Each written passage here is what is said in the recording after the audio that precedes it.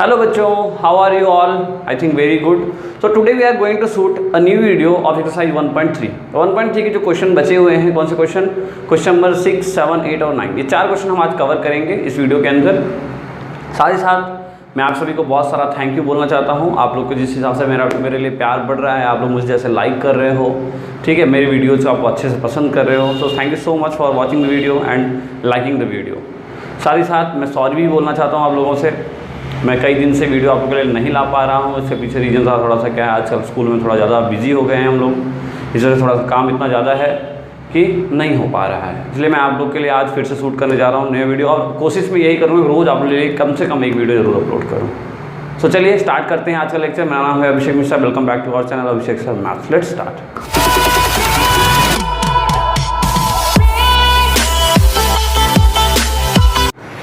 देखिए question number 6 मैंने लिख दिया है। क्वेश्चन नंबर 6 में ये क्वेश्चन पूछ रहा है, देखिए समझिए क्वेश्चन क्या पूछ रहा है। क्वेश्चन ये बोल रहा है कोई भी एक रेशनल नंबर है जो कि p/q के फॉर्म में लिखा है, तो डिनोमिनेटर में ऐसा कौन सा नंबर आ जाएगा जिसकी वजह से ये क्या हो जाए, एक टर्मिनेटिंग नंबर हो जाए। देखिए जैसे आप लोगों को पता है कि रेशनल नंबर क्या होता है, p/q होता है और q ≠ 0 होना चाहिए, ये कंडीशन है। तो इस कंडीशन में इस q की क्या प्रॉपर्टी होती है कि जिसके वजह से ये नंबर क्या होता है, पूरा एक टर्मिनेटिंग नंबर होता है। टर्मिनेटिंग नंबर का मतलब पता है आपको, ऐसा नंबर जो क्या हो जाए, कुछ देर के बाद, कुछ डिवाइड के बाद कैंसिल हो जाए, मतलब जीरो रह जाए। डिनोमीटर कितना आ जाए उसका, डिनोमीटर बोल रहे हैं, रिमाइंडर कितना आ जाए उसका, जीरो आ जाए। ठीक है, तो देखिए मैंने कुछ एग्जाम्पल्स ले लिए हैं, 1/2, 1/4, 7, कुछ भी ले लिए हैं, ऐसा अपनी मर्जी से ले लिया, हमने ले लिया है। अब देखो in all cases we think of natural number which when multiplied by their respective denominators given 10 और पावर ऑफ 10। मतलब एक ऐसा नंबर हमें बनाना होता है रिमाइंडर इसमें डिनोमिनेटर में कि इसका जो नंबर डिनोमिनेटर कैसा हो जाए, 10 हो जाए, 10 के फॉर्म में हो जाए। जैसे भाई 1/2 है, देखो यहाँ मैंने लिखा भी है, जैसे 1/2 है, 1/2 में हम क्या नीचे मल्टीप्लाई करेंगे, 10 हो जाए। बताओ 5 मल्टीप्लाई कर सकते हैं, मतलब 10 का 10 हो जाए या 10 का पावर हो जाए। देखो 5 से मल्टीप्लाई कर सकते हैं, 25 के साथ कर सकते हैं। ठीक है, देखिए समझ पा रहे हो ना क्या बोल रहा हूँ। देखो 10 लाना ना हमें, यहाँ पे 10 हो, 100 हो, 1000 हो। देखो यहाँ पे 100 हो, 1000, 10,000 हो, 1 लाख हो, मतलब ऐसा ही होना चाहिए। 1 के बाद ऐसा 0 0 ऐसा ही होना चाहिए। अगर ऐसा है तो ही आप इसको क्या बना पाओगे, टर्मिनेटिंग वैल्यू बना पाओगे। ठीक है, तो 1/2 था, इसमें देखो हम नीचे 5 से मल्टीप्लाई करना पड़ा हमें, इसलिए हमने क्या किया, ऊपर भी 5 से मल्टीप्लाई कर दिया, तो यहाँ से ऐसा हो गया। 1/4 है, 1/4 में हमने देखो 25 मल्टीप्लाई किया। देखो यहाँ पे आप 1/4 5/5 करोगे तो भी चलेगा। 5/20, देखो 5/20 के अंदर कितना आता है, 1/4 आता है ना। कहना समझाना ही मैं ये चाहता हूँ कि ये जो अगर आप जो यहाँ पे नीचे कुछ भी हो इस फॉर्म में होगा, इस फॉर्म में होगा, तभी आप क्या बोल पाओगे, टर्मिनेटिंग वैल्यू। जैसे मैं अगर पूछूँ आपसे डायरेक्टली एग्जाम्पल कुछ कि भाई बताओ 2/100 और 2/40 कौन सा इसमें टर्मिनेटिंग है, कौन सा टर्मिनेटिंग नहीं है, तो आप क्या बोलोगे बताओ। तो दोनों टर्मिनेटिंग है, ये तो दिख जा रहा है हमें टर्मिनेटिंग, ये कैसे टर्मिनेटिंग है, 1/20। ठीक है, और ये भी जब हम सॉल्व करेंगे तो 1/20 पॉइंट लगाया तो यहाँ 0 आया, 0 लगाया तो यहाँ 25 100। ठीक है, ऐसे आपको ये चेक करना होगा। ठीक है, तो ऐसे आपको क्लियर होना चाहिए जब भी 5 हो। देखो यहाँ पे लिखा है if the denominator of a rational number is in standard form has no prime factor other than 2 और 5। अगर इसके नीचे यहाँ पे 2 और 5 के अलावा कुछ है तब ये क्या होगा, टर्मिनेटिंग नंबर नहीं बन पाएगा। लेकिन अगर 2 और 5 है तो क्या बन, देखो यहाँ पे 2 है छुपा, यहाँ 5 है, यहाँ 2 है छुपा, 16 में 2 छुपा होता है ना, यहाँ 5 में 5 इसके अंदर छुपा हुआ है। यहाँ देखो इसके अंदर 2 है, इसके अंदर 5 छुपा है, इसके अंदर 2 है, इसके अंदर 5 छुपा है, इसके अंदर ये 2 है, ये 5 है। क्लियर हो रहा है ना। कोई भी नंबर वही टर्मिनेटिंग हो सकता है जिसके अंदर क्या हो, 5 और 2 छुपा हो उसके डिनोमिनेटर में। जैसे एक क्वेश्चन और लेते हैं हम, अगर एग्जाम्पल और मैं समझाऊँ आपको। देखो जैसे जैसे बोलो मैं 16/3 करो। अब देखो यहाँ पे क्या है, ये 3 है, 3 से नहीं हो पाएगा काम। अब देखो आप इसको कितना भी डिवाइड कर लोगे ना, देखो 3 5 15, 1 आया, पॉइंट लगाया, 0 3 3 9, फिर 1 आया, 0 3 3 9, देखो बढ़ता जा रहा है, 5.333333 ऐसे बढ़ता जाएगा। ये कभी टर्मिनेट नहीं होगा। क्यों? क्योंकि यहाँ इसके नीचे क्या नहीं है, 2 या 5 में से कुछ भी नहीं है। अच्छा, अगर ऐसा हो, देखो जरूरी दो, ये 100% ज़रूरी है दोनों ही साथ होना चाहिए। ठीक है, जैसे मान लो ऐसा है 3/, जैसे मान लो कुछ भी ले लो, 2/, ले लो 2/5 × 3, 5 तो आया लेकिन 3 है, 2 नहीं है। ठीक है, देखो 2/5 से 15, 2 डिवाइड करो 15 के साथ, तो पॉइंट लगाया, यहाँ 0 आया, 15 15 5 फिर 0 आया, 15 5 3 जा 45, फिर 5 है, 15 3 जा 45, ये भी कटेगा नहीं। क्यों? क्योंकि हमेशा हम 100% क्या होना चाहिए, जो डिनोमिनेटर है, डिनोमिनेटर में जो नीचे है डिनोमिनेटर में, वहाँ क्या होना चाहिए, 2 और 5 दोनों होना चाहिए, तभी एक टर्मिनेटिंग वैल्यू होगी। ठीक है, ये आप डेफिनेशन है और ये पूरा है। इसको मैंने डायरेक्टली पहले लिख दिया क्योंकि क्या होगा, बहुत टाइम लगता है लिखने में, इसलिए मैंने आपको पहले से ही लिख के बता दिया। आई होप समझ पाए होगे आप लोग।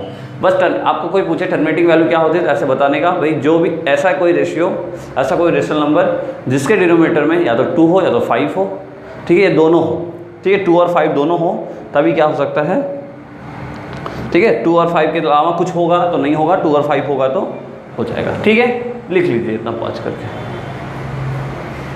ओके, अब देखिए क्वेश्चन नंबर 7। क्वेश्चन नंबर कह रहा है कि 3 एग्जाम्पल बताओ, 3 एग्जाम्पल्स ऑफ नॉन टर्मिनेटिंग, ऐसे नंबर लिखिए आप जो कि नॉन टर्मिनेटिंग हो, साथ साथ and non recurring. Non recurring का मतलब पता है क्या होता है, रिकरिंग का मतलब होता है रिपीटिंग। ठीक है, रिपीटिंग का एक दूसरा नाम है क्या है, रिकरिंग। ये है 3 एग्जाम्पल लिखना है आपको, नॉन रिपीटिंग और नॉन टर्मिनेटिंग, और नॉन रिपीटिंग बोल सकते हो या रिकरिंग बोल सकते हो। ठीक है, तब देखो कोई नंबर कैसे, ऐसे नंबर कौन से हो सकते हैं, आप जानते हो जिसको हम P/Q के फॉर्म में नहीं लिख सकते हैं, वो क्या होता है, वही हमारा होता है क्या, नॉन टर्मिनेटिंग। या ठीक है, देखो यहाँ पे 3 एग्जाम्पल्स और नॉन टर्मिनेटिंग पूछ रहा है ना, तो नॉन टर्मिनेटिंग नंबर ऐसे होंगे जिसके, अभी हमने पढ़ा, जिसके डिनोमिनेटर में क्या हो, या तो 2 नहीं, 2 और 5 दोनों नहीं होना चाहिए। ठीक है, तो हमने क्या कर देते, देखो √3, √5, √7, कितने जो भी रूट में सब नंबर है वो सब क्या है, नॉन टर्मिनेटिंग है। ठीक है, इसके आंसर कैसे लिखोगे, √3, √5, √7, और देखो नंबर ऐसा भी लिख सकते हो आप, 0.10, 100, 100, 100, 1 4 बार 0, 0.32, 032, 00, 32, 000, ऐसे कुछ भी लिख सकते हो आप, कोई भी नंबर हो। ये सब देखो आप नॉन रिपीटिंग है ना भाई, नॉन टर्मिनेट भी नहीं हो रहा है और रिपीट भी नहीं हो रहा है। नॉन रिपीट देखो, रिपीट नहीं, यहाँ पे 10 है, फिर 100 है, फिर 1000 है, फिर 10,000 है, यहाँ देखो 320 है, 3200 है, 32,000 है, ऐसे बढ़ रहा है। तो यहाँ से ये नॉन टर्मिनेटिंग भी है और नॉन रिपीटिंग भी है। क्लियर है, तो ऐसे लिख सकते हो एग्जाम्पल्स। ठीक है, 3 लिखना है तो आप यहाँ लिख लो 1 2 0 1 2 00 1 2 000 1 2, ठीक है, 1 2 4 बार 0, ऐसे बढ़ता जा रहा है, कोई दिक्कत नहीं, कुछ भी लिख लो, सब चलेगा, लिख लीजिए। ठीक है, कुछ नहीं करना है, नॉन टर्मिनेटिंग नंबर और नॉन रिकरिंग नंबर लिखना है, जो कि हमने लिखा। नॉन टर्मिनेटिंग, टर्मिनेट भी नहीं हो रहा, देखो चलता जा रहा है, साथ साथ रिपीट भी नहीं हो रहा। देखो यहाँ पे 10 है, फिर 100 है, फिर 1000 है, फिर 10,000 ऐसे 120 है, 1200 है, 12,000 है, 12 लाख है, ऐसे होगा। ठीक है, करिए।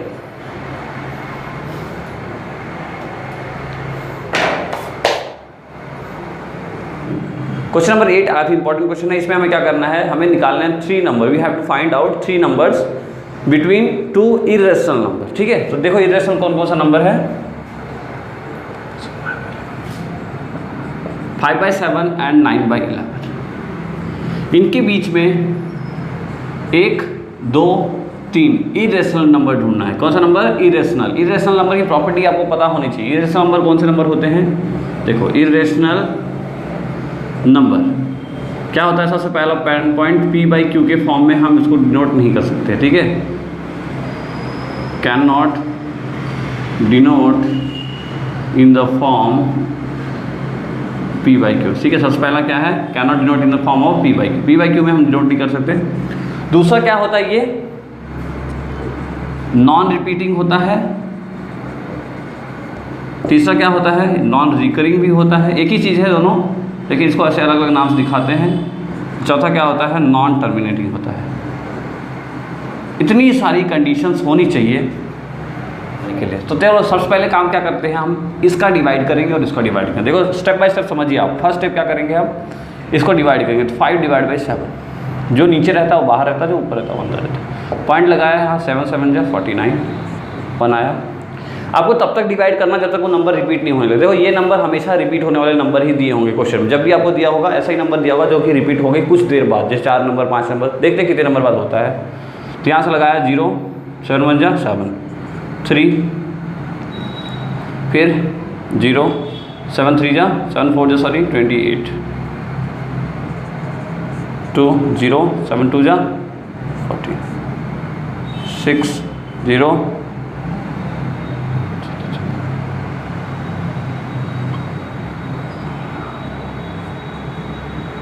56 कितना है 4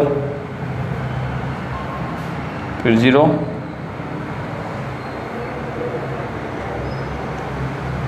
फिर 7 5 जा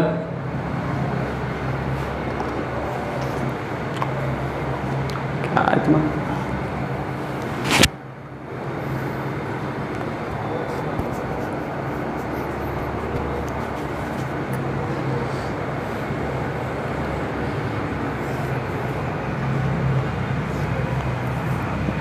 7 5 जा 35 कितना आया 5। अब देखो फिर 0।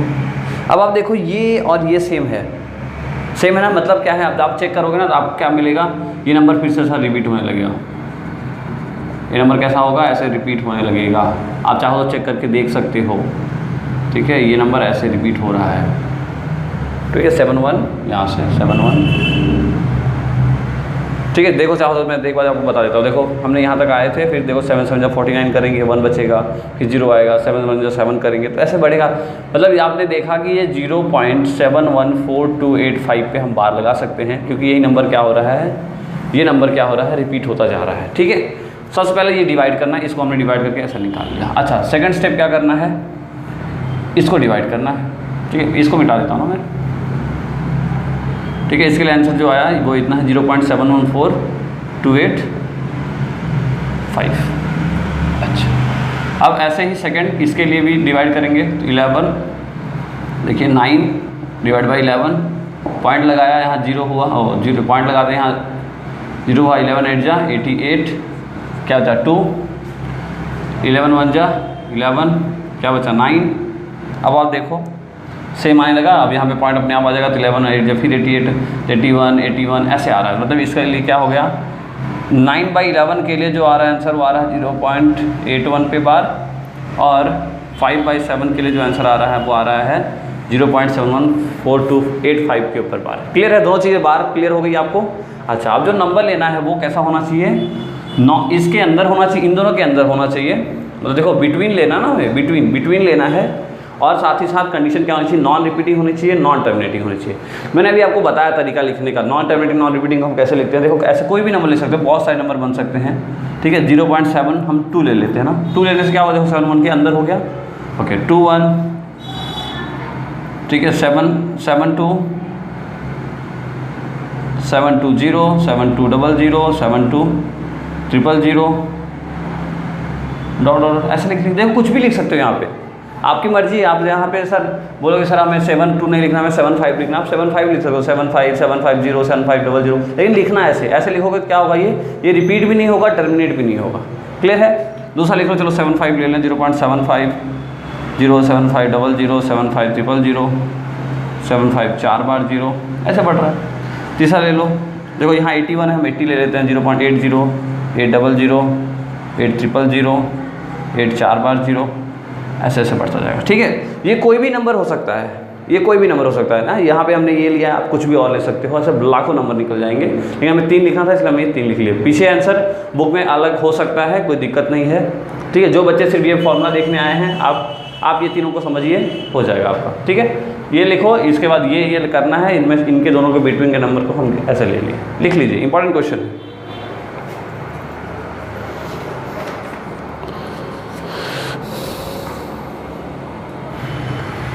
ओके, अब आते हैं क्वेश्चन नंबर 9 पे। क्वेश्चन नंबर 9 बहुत हलवा जैसा क्वेश्चन है, बहुत आसान, लेकिन आपको रूल पता होना चाहिए ना। रूल पता है, देखो देखते हैं रूल, एक बार समझा देते हैं फिर से। रेशनल नंबर और इरेशनल नंबर के बारे में हम पढ़ रहे थे, देखो मैं आपको लिख देता हूँ सारे कंसेप्ट में एक बार लिख देता हूँ, जितना हमने पढ़ा है रेशनल नंबर इरेशनल, इससे आपको पूरा ही क्लियर हो जाएगा। जो बच्चे नए हैं वीडियो पे उनको भी क्लियर हो जाएगा, जो बच्चे पुराने हैं उनको भी हो जाएगा। चलो देखो, रेशनल नंबर और इरेशनल नंबर, कंडीशंस क्या क्या होनी चाहिए आपको पता होना चाहिए ना, रेशनल नंबर और इरेशनल। सबसे पहले condition, can be represent in the form P by Q where Q not equal to 0। इसको हम रिप्रेजेंट कर सकते हैं P by Q के फॉर्म में, और Q नॉट इक्वल टू 0 होना चाहिए। और यहाँ पे लिखेंगे can not represent in the form P by Q। P by Q में हम इसको रिप्रेजेंट कर ही नहीं सकते। सेकंड पॉइंट आता है must be a terminating number. Terminating number मतलब कहीं भी जाके वो ख़त्म हो ही जाना चाहिए। टर्मिनेटिंग नंबर, अगर टर्मिनेटिंग नंबर है तो क्या बोलेंगे उसको, एक रेशनल नंबर बोलेंगे। It is non terminating number, it is non terminating number. या आप बोल सकते हो ऐसा non recurring number. It must be, ठीक है, it must be non terminating number और नॉन रिकरिंग नंबर। अच्छा, फिर आता है नॉन, सबसे important point, non terminating and number अगर है तो क्या बोलेंगे हम, non terminating number and non recurring. Non terminating repeating number है तो भी क्या बोलेंगे हम, रेशनल नंबर। और यहाँ पे क्या होगा, नॉन टर्मिनेटिंग